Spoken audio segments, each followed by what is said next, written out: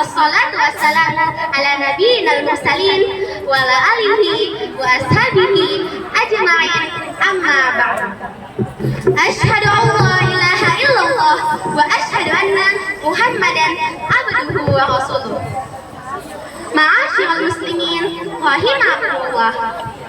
Yang pertama dan yang paling utama, marilah kita senantiasa memanjatkan puji syukur atas kehadiran Allah Subhanahu wa Ta'ala yang telah melimpahkan rahmat dan hidayahnya sehingga kita dapat berkumpul di tempat yang mulia ini.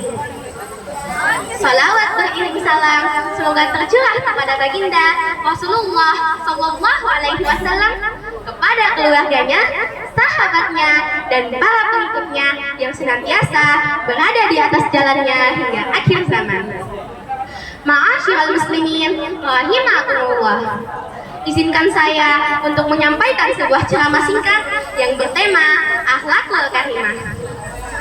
Ada pesan yang sangat indah. Orang tua kita pernah mengatakan seperti ini. Nah, kalau hidup di muka bumi ini harus ada modal.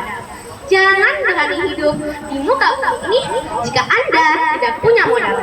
Dan modal yang paling berharga di muka bumi ini adalah ilmu dan akhlak.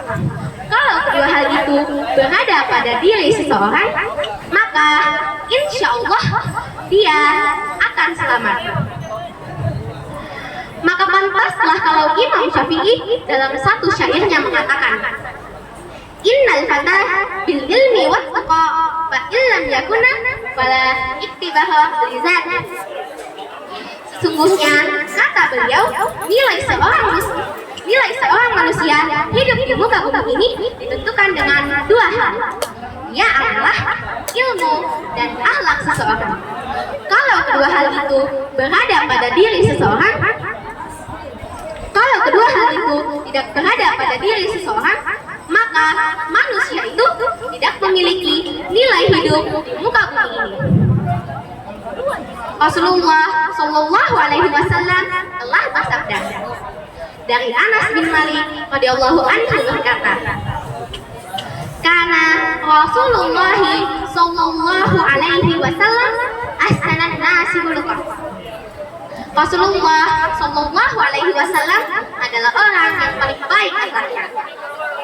Hanya saja sangat disayangkan di era sekarang ini banyak manusia yang tidak lagi menjaga akhlak mereka. Bahkan cenderung mengikuti budaya barat yang bertentangan dengan syariat agama kita. Ma huwa sabab?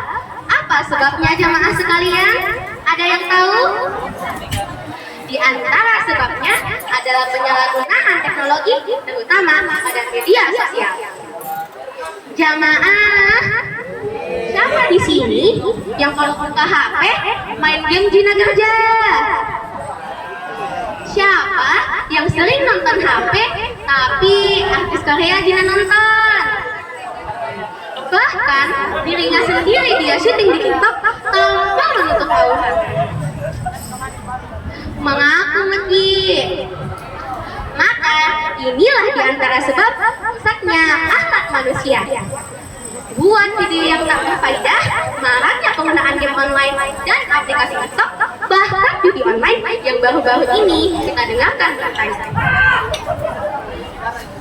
Belum lagi gaya berpakaian sebagian kaum muslimin di zaman ini yang sering mengikuti budaya barat dengan memamerkan aurat mereka. Tidak sedikit dari mereka yang ingin berpakaian ala you can see. Tahu arti you can see jamaah? Sini, Umay kasih tahu. Artinya adalah kamu dapat melihat saya. Padahal kita pahami bersama dalam agama Islam kita diajarkan untuk menutup aurat.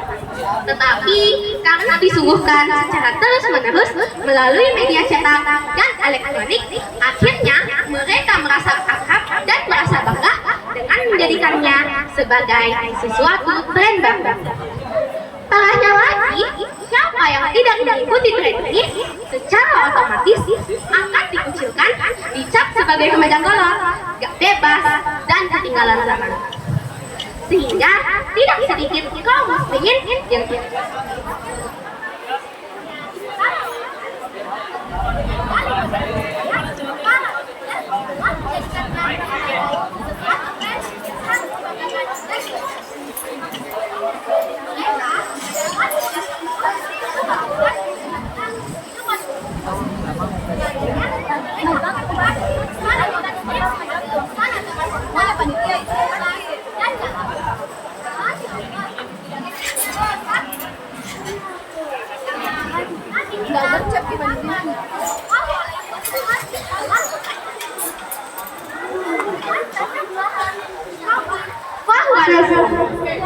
siapa yang menyerupai suatu kaum, maka dia masuk dari mereka.